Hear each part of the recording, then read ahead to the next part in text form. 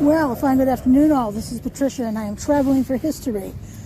I am in Lincoln, Vermont today, and this is some cemetery on Quaker Road. Quaker Street, Quaker Road, well, I think it's Quaker Road. So, if that road, the name of the street sounds familiar, the name of the road sounds familiar, it's because it's the same road on which the Lincoln Historical Society Museum is located. But I don't see a name of this cemetery on the gate or the fence. So, let's just walk gingerly down this hill. But I can definitely see this is an older cemetery. You know, we have all these little, I'm guessing, children's graves. You think? I'm not going to walk the whole cemetery. I don't have time for that.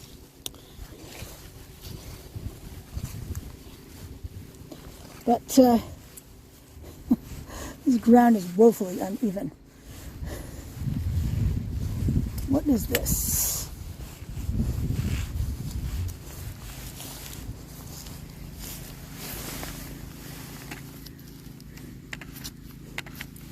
Yeah, I'm not sure. Can you see a name on that headstone? I don't see one.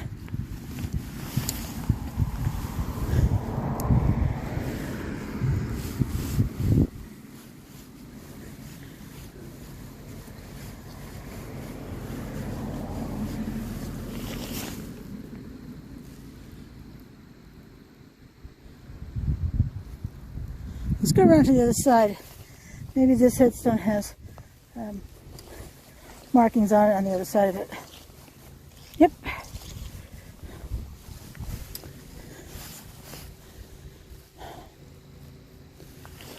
Good Lord, what is this person's name?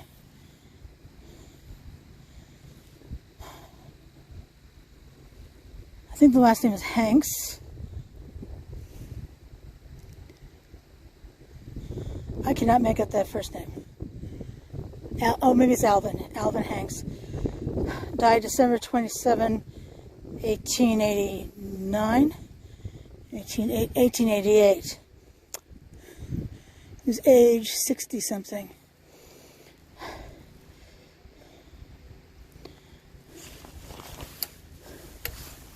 As we continue along here, another Hanks. Arthur.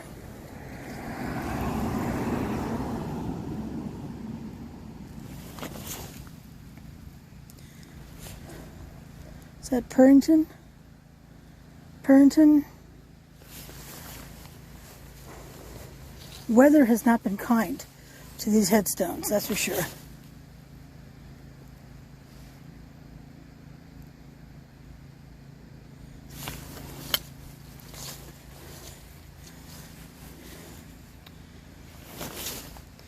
Such an interesting shape for a headstone, for monuments.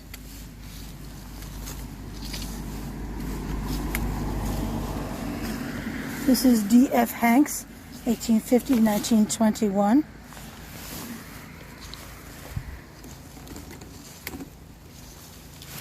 This one has a flag attached. Oh, and we can see on this one the rod that is going to give way at some point. I'm guessing frost heaves have brought it to this point. What does this one say? Daughter of?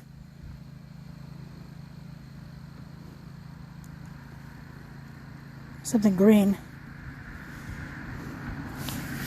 And which? American Legion. Did you know in the state of Vermont that people like to steal these pieces right here? either for the metal, because they're bronze, or to try to sell, or even to collect. It could be collectors. But also, if you find something like that in for sale in like an antique store, for instance, it's against the law here in Vermont. So here we have Green, George W. Green, Company C, 9th Vermont Volunteers, June 1, 1846 to June 14, 1919. Persis A. Heath, his wife, April 25, 1853 to March 7, 1935.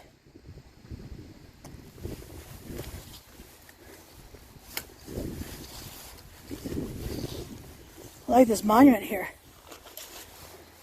I'm guessing it's marble because it's so black. Let's see. Oral Hanks, born September 3, 1821. Died February 29, 1876. Leap year. James O. Hanks, born March 3, 1857, and died August 5, 1868. Wow. 11. It's awful. Looks like marble. Let's take a feel.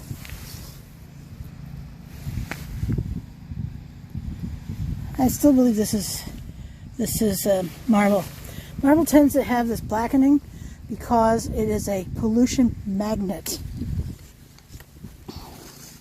Over here we have Rosa, wife of John. What's that last name? Barstow? I'll say Barstow Jr. Died May 11, 1869, age 26 years. Are we guessing childbirth? Oh, Baslow. It's Baslow.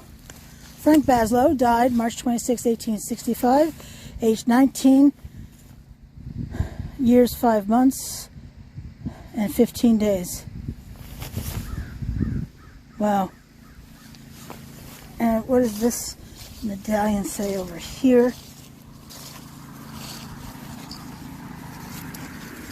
It's plastic.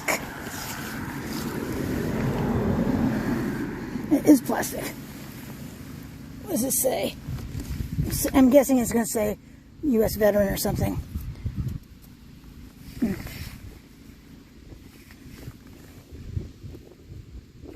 Is this plastic? Yeah. So the reason why the new ones are plastic nowadays is because of the metal ones being stolen. And since municipalities are responsible for providing them nowadays, I think it's just a lower cost option too. Ooh, it's looks like it's going to rain. It was raining when I came up here the first time. Let's see.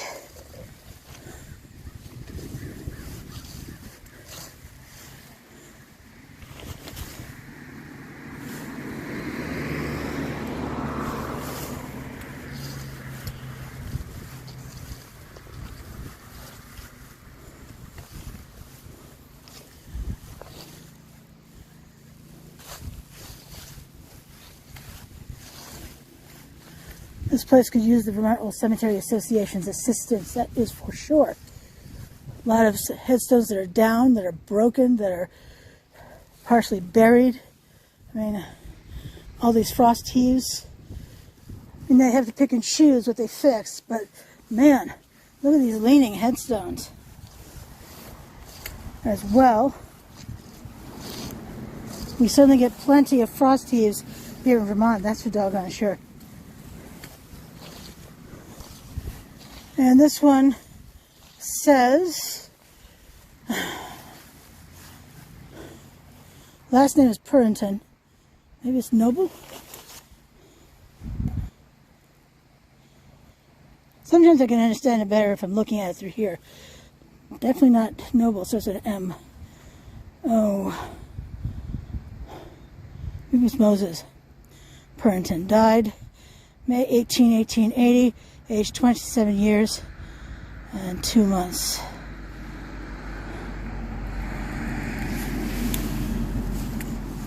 And we can see over here, I am betting these are iron rods.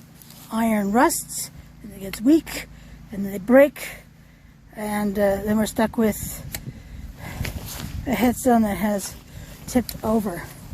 Now what's interesting, and something I had never considered, is usually people will put it so you can't read the headstone, and that's to protect the writing on the headstone so that by the time it's repaired, the writing has not been ruined, because weather wreaks havoc. I see an obelisk over here, very popular in cemeteries. We've seen oodles, haven't we now? And that's because it's the Egyptian symbol of everlasting life. It's great how that segues into modern religion, isn't it? Modern is fluid. All right, so this is Alfred, I think that's Caldwell, died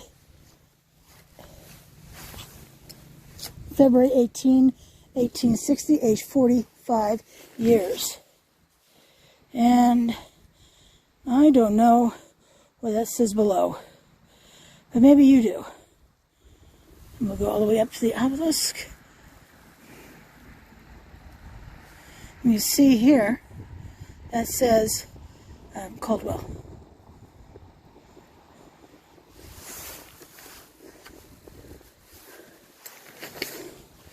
But these headstones are definitely hard to read, and most have blackened with time. Look at these though. Look how tall those are. Let's go take a look, see at them.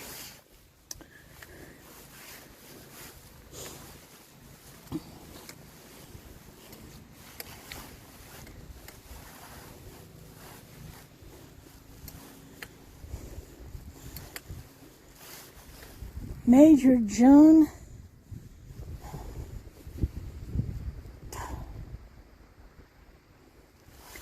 Well, let's see if this works better through the viewfinder.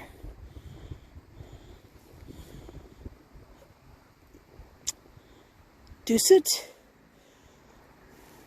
I have no idea.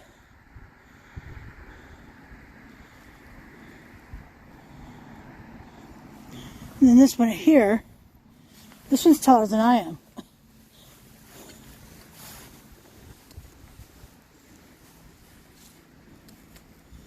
Prudence.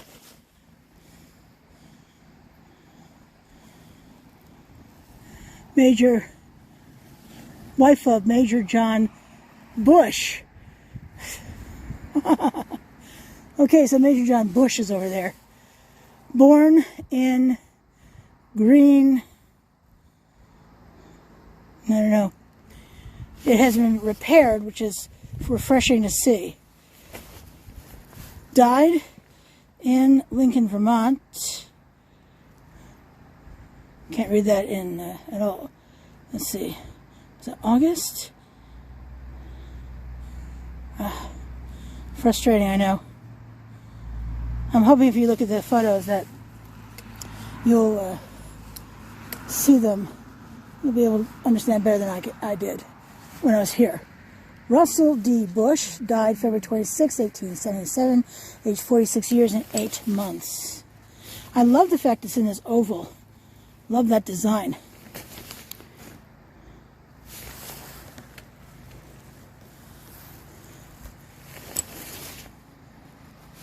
This one is not as tall as I am, but it's still pretty tall.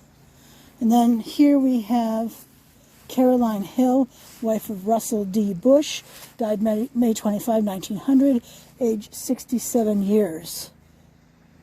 So she outlived him by a few years, didn't she now? 23? 23 years. I love the fact that the maiden name is used on headstones. Even nowadays. It's great for genealogy, that's for sure. I don't think that was the reason for it back then, but I don't know actually. But if anybody else knows, please say something.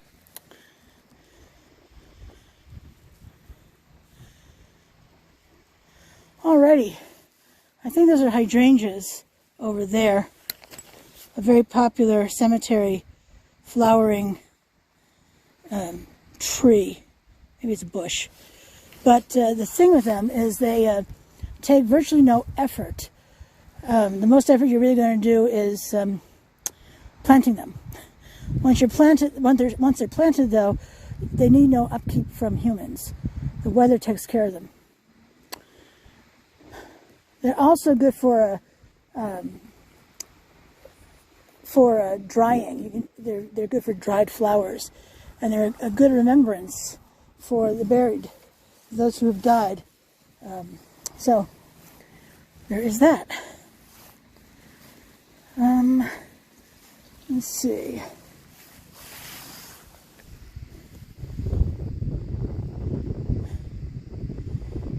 What is that? Obed Brooks died February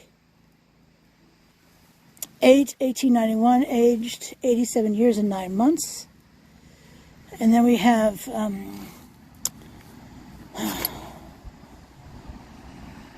Huldah Nabney,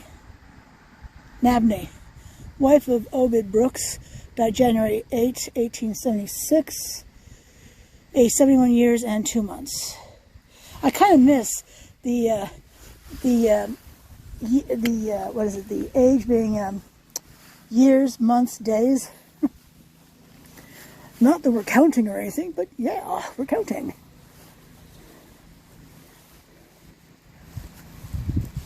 If you come here to visit the cemetery, you want to note that it is, you're going to be walking downhill in it, and then of course uphill to get back, but the ground is really, really hard to walk. Maybe not for you, but I use a cane, and it's very uneven, so there is that. Now here's one. I'm guessing this one has been cleaned, because this also looks like marble, right? This one in front of us with the urn on top.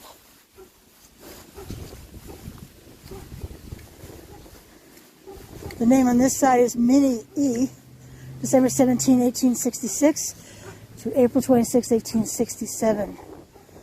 George J., July 14, 1862 to February 10, 1887.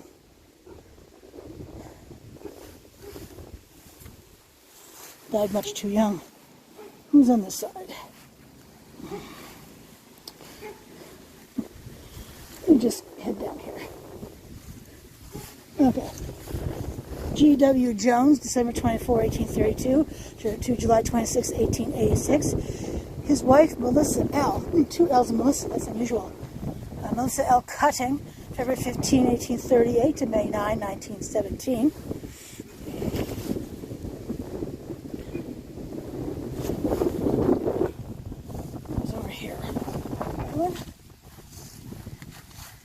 I don't see any names over here, and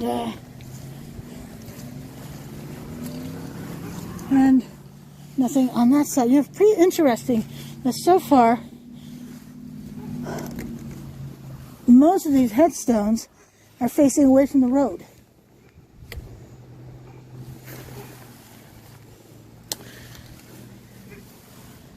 Oh, here's one over here. Oh, I'm guessing maybe the Civil War, based upon the star of the marker. I'm betting that's a metal marker too. Could be wrong.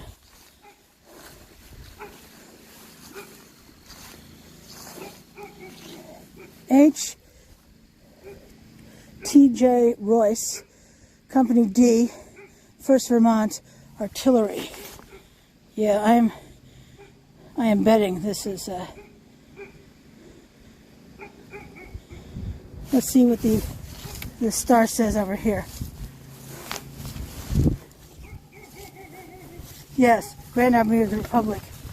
Yep, Civil War, American Civil War, and what does it say, post? Oh yes, post 88. So he's a member of that post. Huh.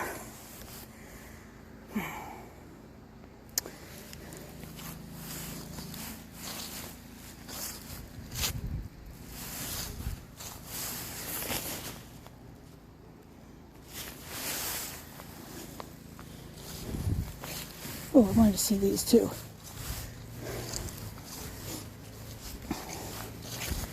I'm guessing this is husband and wife. Let's see, Joseph P. Jones died February 10th, 1862, aged, I don't know what that says. And Parker E. Jones died February 12, 1869, age 3 years and 10 months. Oh, this one is 1 year. Oh, I'm sorry. That is hard.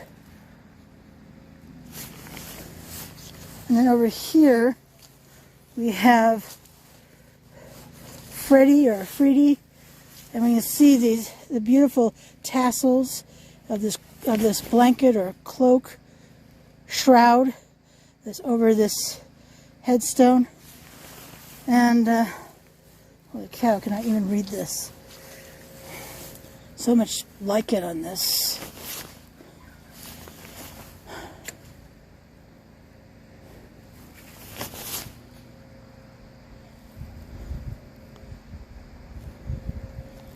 Wow. Is that George?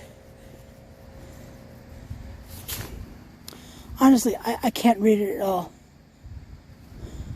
Died September 1885, 65, 35? Doesn't look like an 1835 stone. So, 65, again, I don't know. Yeah, no idea.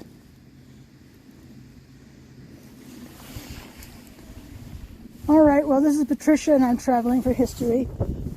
Again, I'm in Lincoln, Vermont, on Quaker Road, Quaker Street. I'm not sure which one it is. And I'll see if I can find the name of this cemetery. But until I see you again, thanks so much for coming along with me. And I hope you have a great day.